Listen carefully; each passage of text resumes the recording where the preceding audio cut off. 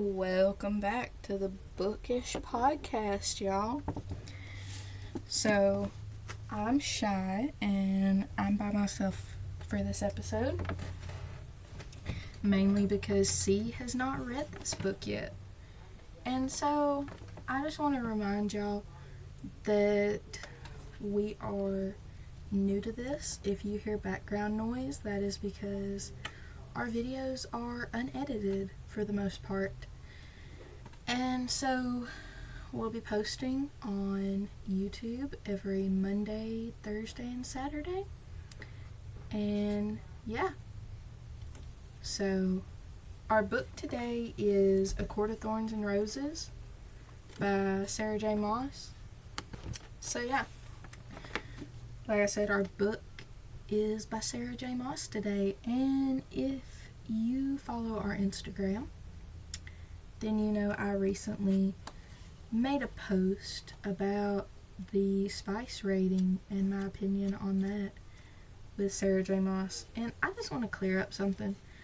I gave the whole series such a low rating because I wasn't doing just one book. If you notice on the post, the first book and the second book and then the novella, they have higher ratings, lower spice ratings, but higher like overall ratings. That is because if I had to choose, I would read those books again and leave out Wings and Fury and Silver Flame. And I say this because while there were spicy parts in the first book and the second book and then the novella, I do feel like you can skip them more and it not affect the plot of the book. So, I mean, you can kind of do that with Wings and Ruin. I think that's the name. Yeah, Wings and Ruin. I had to look at my bookshelf, y'all. I'm sorry.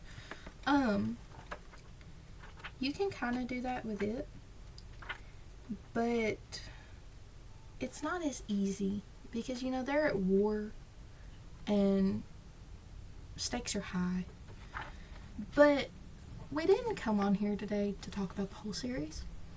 I wanted to do one on just the first book because I was thoroughly impressed 2 years ago when I read this first book. So before I get into that, I want to go ahead and just say thank y'all for watching. We have one video uploaded so far, and the other ones will be out soon. And if you want to keep up with us, you can follow us on Instagram at Coffee and Book Girls, and it's all lowercase. And our Instagram title may change because we started it before we started the podcast channel. And so that being said, if you hear us say a different name or change the Instagram account name in our bio, just know that if you are a old listener who got the Instagram from the first couple of episodes, you're fine. We're not starting a new account. We are sticking with the old Instagram account and just essentially changing the name so it matches the Bookish pod better. And so if you follow now, it'll be the same as when we switch it to the Bookish pod Instagram account. So, but let's go ahead and get into this. So, a little bit of context and backstory.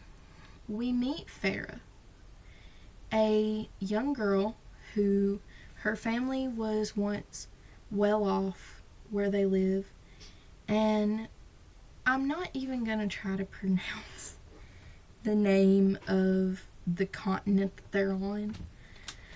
So essentially in this book, the Fae and the humans are separated by a wall, a magic wall. And for years, the Fae have been detrimental to the humans. They'll kill humans. They've been known to cross the wall and kill humans and slaughter entire towns. And so we meet Farah, who is a young teenage girl. I think at the time she was 17 or 18. And so she's the youngest in the family of her dad, and her two older sisters. She is the one who is essentially expected to do everything. She goes out and she hunts. And so one day while she's hunting, she encounters this really big wolf. And in the back of her head, I think she realized it in the beginning, even though she doesn't really say that it was a fae that was in wolf form that had crossed the wall. And she shoots it and kills it. Shoots it straight through the eye. And y'all can't see the cover of the first book. I will post the cover as the thumbnail when we do upload this to YouTube. But the cover of the book, it's red and it's got a wolf with an arrow through it. And I think that's very poetic to Feyre. So Feyre is a really good female main character. She's very strong and like strong-headed, and she's stubborn in a lot of senses, but she has a very big character arc, I feel like, as we get on through the book. So after Feyre shoots the wolf, she takes it home and she skins it in the woods. I'm just gonna say that. She skins it in the woods and takes the hide home with the deer that she had shot. And so her family has food. She has a hide to sell so she can get money. And so after all this has occurred, one night when it's snowing, and to my best recollection, it doesn't give a timeline about how many days it was after she killed the wolf, but Tamlin, the ruler of the Spring Court, he came to collect the bounty for one of his men who went across the border wall, and that's who Faye shot. And so, yeah. So it's either Tamlin kills Feyre, or he takes her back to the Spring Court, and essentially what she's thinking in the beginning is he's gonna make her his slave. Because that's what you hear a lot from like the human side of it, is that the Fae take them, they use them as slaves and for slave labor. And so that's what Feyre was originally thinking. I mean, who can blame her? She's grew up in a world where the Fae are the enemies to the humans who live across the wall. Whereas 500 years ago, before the wall, they were very close. They were friends. And so I feel like that plays a lot to her feelings towards Tamlin and his ambassador, Lucian. Do not come for me, book talk people, if I don't say these names right. So when the book really picks up, we find Feyre in the Spring Court with Tamlin. And now, I will say, I do not like Tamlin, but I think he could have his own character arc and his own redemption arc. Because he was so traumatized over what happened to his parents. I'm not saying that was his reasoning for being how he was, but I do believe that it played a big role. Now keep in mind, we will meet Rhysand, the High Lord of the Night Court, later in the book, kind of towards the middle. And at the time, Rhysand is slave to Amirtha. And she puts me in mind of a person who was so power hungry that she kind of lost track of her humanity. And I know a bunch of people are going to say, Shy, they're Fae, they don't have humanity. Every book character, Fae, immortal, I don't care. Even Edward Collins in Twilight had humanity to some point.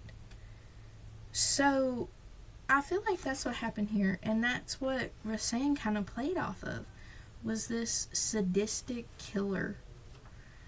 And Feyre, her and him made a deal at the end of the book, and she promised him 2 weeks of her life. So 2 weeks of her life a week of her life, a week of her life every month for the rest of her life is what she promised Rhysand. And so she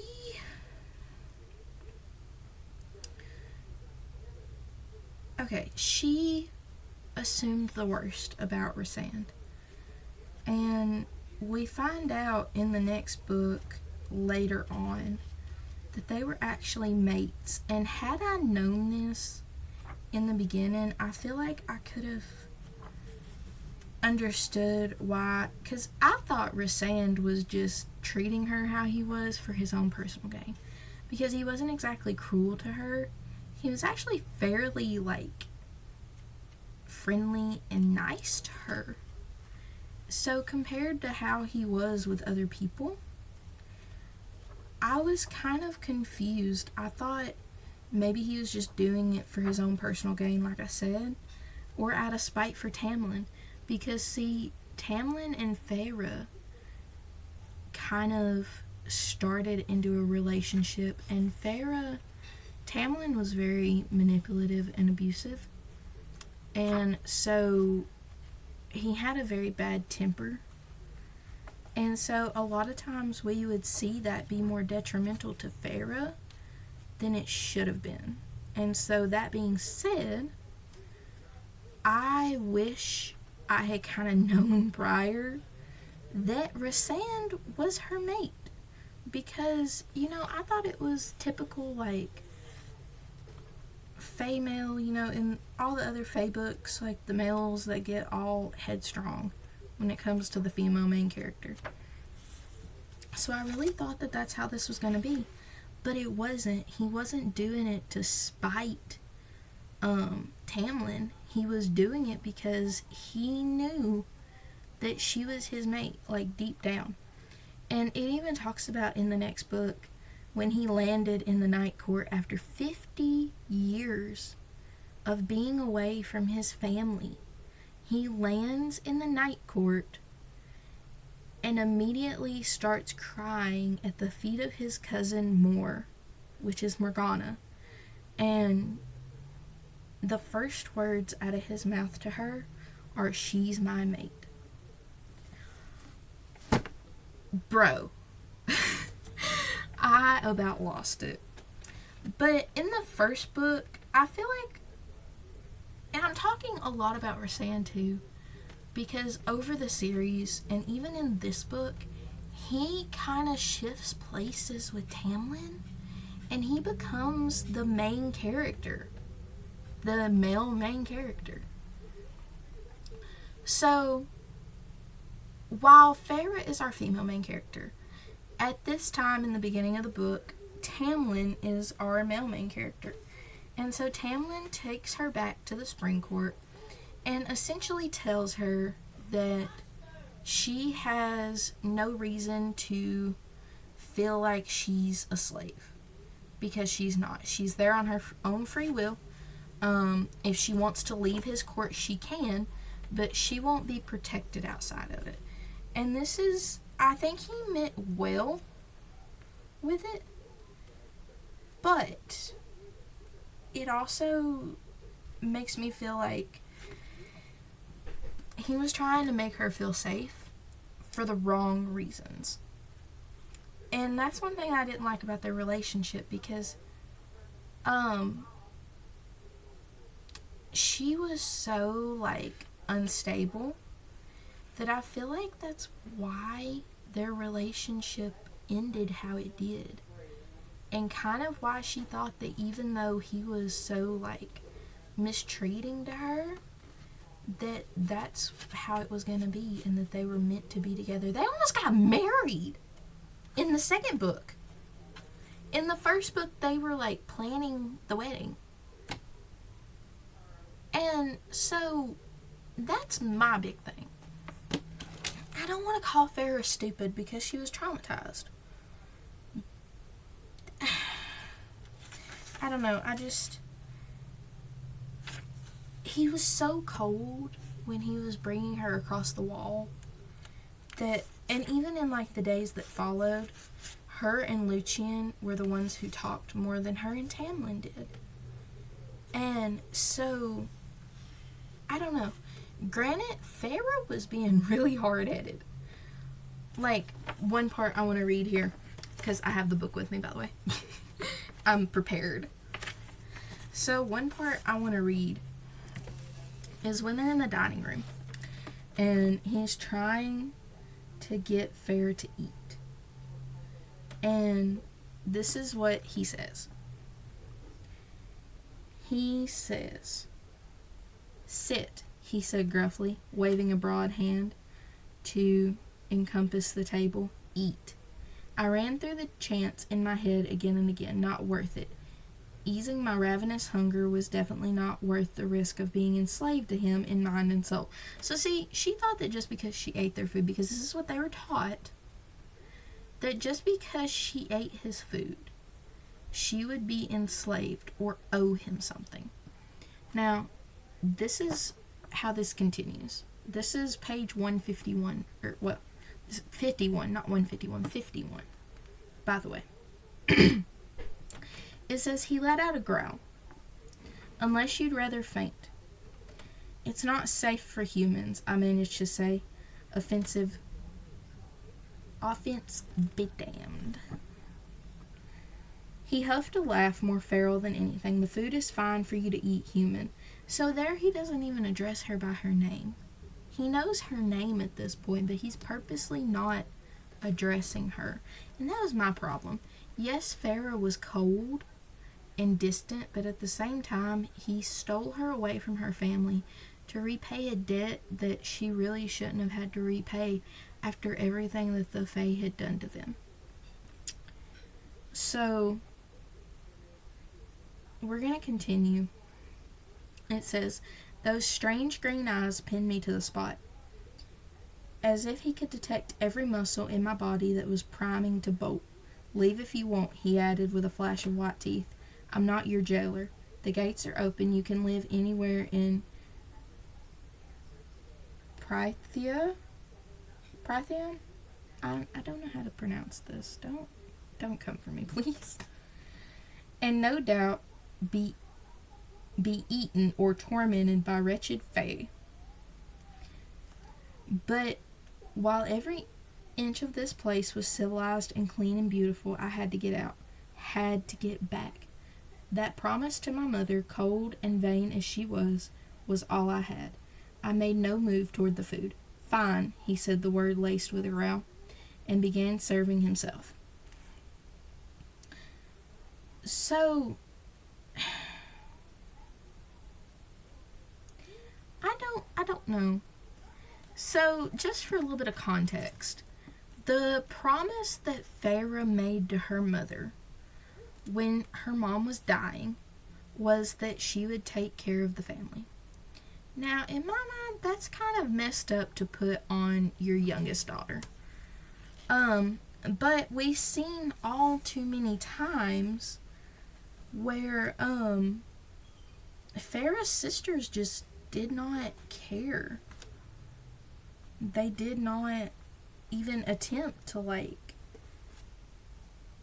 protect her or help her, I guess. And so, yeah, I don't like Tamlin. I would, however, like to see his character arc. Just for the simple fact of, I feel like it would clear up a lot of things. So I want to move on to, I think this is the second time that Farrah meets Rhysand. And I have it highlighted, so Give me just a second and I'll tell you, because I'm like 90% sure that it is. But I want to be 100%. Yeah, it's the first time. So,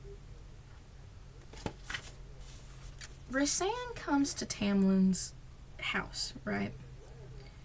And keep in mind, Feyre, at this point, we are in chapter, I don't even know what chapter. Chapter 26. We're on page 237 is where I'm going to read some highlighted stuff from. And there won't be much context to the highlighted stuff that I read, so if you're listening to this, just know that. Keep in mind at this point, Tamlin and Feyre are kind of hitting it off. They're kind of becoming closer and they're becoming a thing. And this is Rhysand's first meeting with her.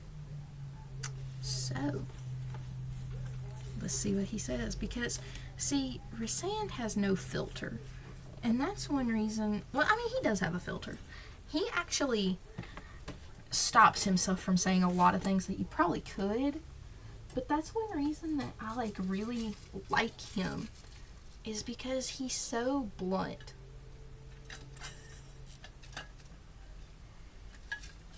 And so, with that being said, this is our first encounter with Rhysand. This is where he's talking to Tamlin and Lucian. And so, this is what happens. It says, Rise studied the table. Lucian went stick straight, pressing me harder against the wall. The table was still set for 3, my half-eaten plate of food sitting right before him. So, what has happened? Feyre and Tamlin and Lucian were in the middle of dinner. Or lunch. It might have been lunch. I really don't remember. That's not important, though. Rhysand shows up with a message. And kind of just to taunt Tamlin, because there's history there that we won't get into in this episode. So, the history's there. They don't like each other. And Tamlin glamoured Feyre so that Rhysand wouldn't be able to see her. So she's essentially a fly on the wall. She's invisible to them, but she can see everything else.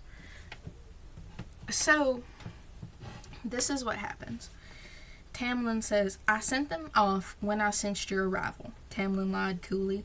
Rhysand now faced the High Lord, and his perfect face was void of emotion before his brows rose. A flicker of excitement, perhaps even disbelief, flashed across his features, but he whipped his head to Lucian. Magic seared my nostrils as I stared at Rhysand in undiluted terror, as his face contorted with rage. You dare glamour me, Rhysand growled, his violet eyes burning as they bore into my own. Lucian just pressed me harder into the wall. So at this point, she's behind Lucian. Okay, so he's kind of protecting her. Tamlin's chair groaned as it was shoved back. He rose, claws at the ready, deadlier than any of the knives strapped to him. I remember you, Rhysand purred. It seems like you ignored my warning to stay out of trouble. So I take that back. I think they did meet once at a party, maybe. So he looks at Tamlin now and he asks him, he goes, who, pray tell, is your guest? And Lucian lies and says his betrothed. And so they get into it and kind of bring up past stuff. And that's why we're going to skip that part. So I want to continue on to this next part.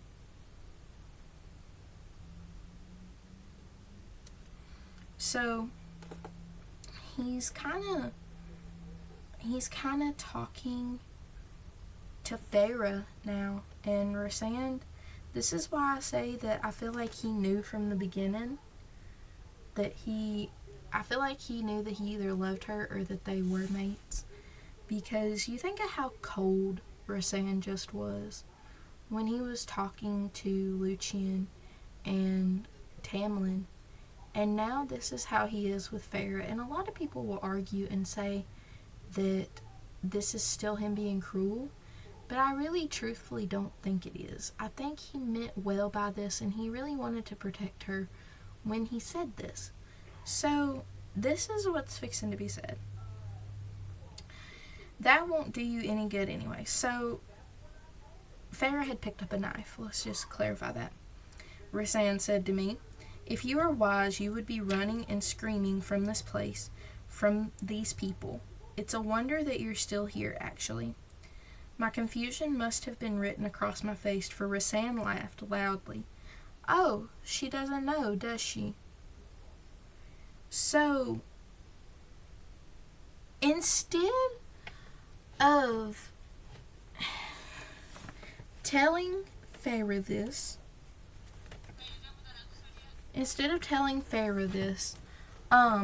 Rhysand kind of leaves it up to Tamlin. And so, when Tamlin says something, he doesn't, try to defend or protect Farah in any way. He actually just kind of tells Rhysand to get out. So, that being said, I want to move on to this next part where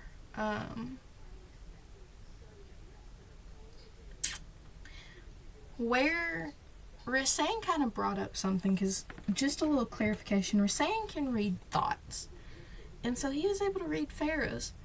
And so this next part, Rhysand makes it kind of sound like he's going to tell ep3 about Farah so she can use Farah against Tamlin and essentially kill Farah. So Rhysand says, "If it's any consolation," Rhysand confided to him, "she would have been the one for you, and you might have gotten away with it. A bit late, though. She's more stubborn than you are." So I've heard a lot of opinions about this. My opinion on this is that this is the moment that Rhysand kind of started thinking, hey, maybe Farah is my mate. And that being said, I feel like that's why he said what he said, because he didn't go tell ep3 about Farah. He let Farah, even though he can read her mind, let Farah give him a fake name of a mortal girl. And so this is what I was talking about. It really shows how much Rhysand already cared for Farah. So this is the next part that I really, really wanted to touch on. This is where he asked for her name too. But the context to this is this part. "Are you going to tell ep3? Tamlin said, keeping his face on the floor. Rhysand smirked. "Perhaps I'll tell her, perhaps I won't." We see this a lot with Rhysand. He's very cunning, and he likes to play mind games. He never played mind games with Farah, but he likes to play mind games with his enemies. It's kind of like his MO. And so it says, "In a flash of motion too fast for me to detect, Tamlin was on his feet, fangs dangerously close to Rye's face." "None of that," Rhysand said, clicking his tongue, lightly shoving Tamlin away with a single hand. "Not with a lady present." His eyes shifted to my face. "What's your name, love?" And that's when Farah gives him the name Clara Bedor. So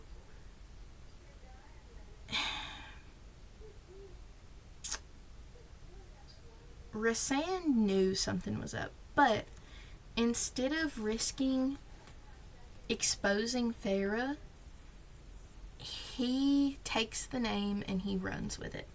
And so later on in the book, ep3 is going to figure it out, and she's going to pull Farah under the mountain and put her through all these different trials, and Farah ends up dying in the end. And the 7 High Lords bring her back. And so from that point on, Farah is immortal. She's Fae now. And so we kind of see Farah in a traumatized state at the end of the book. And instead of Tamlin being there like he should have been, it's kind of left up to Rhysand. And so Rhysand and Feyre get really close. And I really like the model that Sarah J. Maas used with this, because I feel like in book 2 is really when their characters start taking form. Feyre had a lot of character development in this first one, but it wasn't necessarily for the best. So I really feel like that's where her character development comes in. Where Feyre really starts learning who she is when she becomes immortal, and Rhysand helps her understand what all this stuff is. Even though in the beginning she's not too keen on it, they very quickly become friends. And then after that, they obviously become lovers, and it just kind of spirals from there. So, I definitely, as far as a plot book, I definitely recommend this book. I think it only has 2 or 3 spice chapters. And if you're one of the girls like me who likes to skip the spicy chapters, you can go on our Instagram. Again, that's at Coffee and Book Girls, and it's all lowercase. And you can look at my post about the ACOTAR series. And like I said, each individual book has a fairly high rating. Because, I would give this book like a 7 out of 10. I liked it. And so, that being said, the reason that the series got such a low rating, and because I said I wouldn't recommend it, was because so many people don't realize that they can skip the spice and not miss plots in the book. So, yeah, that's why I said I wouldn't recommend it. But that post was more so to the effects, like I said in the beginning, of the spice. And, each individual book had its own rating. The ones with spicier chapters in them had lower ratings total. And so, with that being said, I definitely think that a young adult or an adult, I wouldn't encourage somebody under the age of probably 17 to read it. Even if you think you're like really mature, I wouldn't encourage you to read the whole series, because even if you're not reading a spicy chapter, there is conversations and innuendos. So, yeah. If you're under 17, maybe 16 and up, if you're under 16, stick to closed door romance. Don't scar yourself with that yet. So, yeah.